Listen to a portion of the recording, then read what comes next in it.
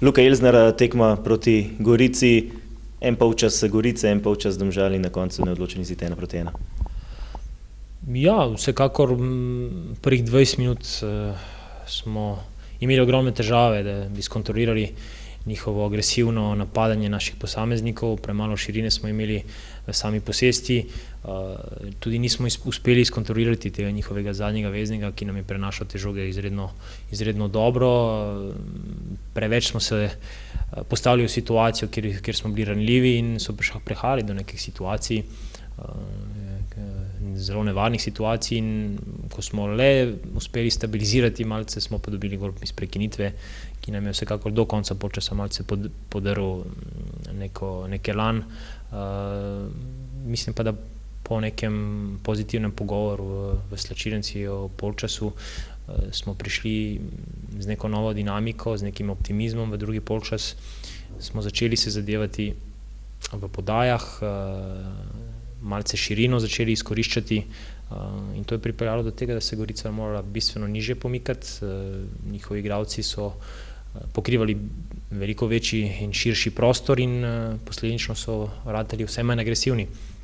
In smo mi potem zadetek dali, si ustvarjali do 90 minute neprestano neke pozitivne situacije. Moramo biti pa pazljivi, da te detalje, ki so nas danes koštali, o golu govorim in pa o podarjeni 11-metrovki, take stvari ne smemo delati, ker bi danes lahko podarili zmago Goričanom, čeprav si mogoče v drugem polčasu niti niso zaslužili, ampak dajmo biti pazljivi, imamo še kar nekaj prostora za napredek. Videlo se pa, da je danes ta drugi polčas neka referenca za nas v smislu igre, v smislu dinamike, ustvarjanju priložnosti in pa nekega tempa, ki mislim, da je bil kar ustrezen na nekemu visokemu nivoju. Verjetno tudi zelo veseli povratek po zaostanku, ekipa se je pravilno odzvala. Vsekakor je to morda največja in najbolj pozitivna nota in zaradi tega imamo ogromno veselje, kajti smo končno uspeli obrniti rezultat, smo osvojili nekaj na domačem igrišču, čeprav smo bili v zaostanku, to nam proti Kopru in Mariboru ni uspelo. Tukaj kažemo nek nov obraz in upam, da bomo tako tudi nadaljevali in hkrati pohranjamo ta pozitiven niz rezultatov, ki nam daje upanje za naslednje tekme. Moramo spregovoriti še o Nejcu Vidmarju, 100. tekma, že mislim, da sezono in pol branil v odlični formi in tudi danes je eden od najzaslužnejših za ta remi. Vsekakor nas ohranja v tekmi, v ključnem momentu. To ni prvič, če pogledamo vse tekme, ki smo jo vsaj pod mojim vodstvom odigrali. Čeprav smo imeli dostikrat kar stabilno obrambo, je vedno moment, kjer je njegova pomoč bila prisotna, ključnega pomena, dostikrat in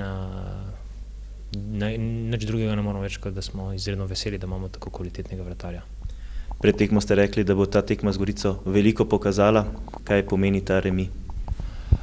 Remi niti ni tukaj pomemben je odziv v drugem polčasu, pomembna je dejansko vsebina, ki je bila bistveno boljša v drugem polčasu kot na prejšnjih tekmah in zaradi tega napredka jaz povlečem iz te današnje tekme veliko pozitivno noto in na tem je potrebno graditi, na takem načinu igre, na hitrem premikanju žoge in da se končno zadanemo v teh podajah in da sodelujemo dobro po bokih, da prihajamo do ogromno predložkov s strani, kjer je pa prisotnost Joša in pa Slobodana neprecenljiva.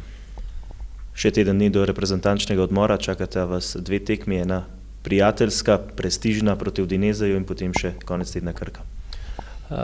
Take močne tekme so po mojem mnenju ključnega pomena za razvoj in da postanemo boljša ekipa, moramo gledati in se soočati z boljšimi ekipami in tlele recepta drugega ni, kot da odigramo take tekme, čeprav smo v tem momentu verjetno malce utrujeni, ampak ta faktor motivacije proti Udineseju je visok in tle ne bo nobenih težav, kar se tiče želje in s to tekmo se bomo vsekakor na najbolj možni način pripravili za Krko, ki prihaja kot ekipa v naletu. Najlepša hvala, srečno.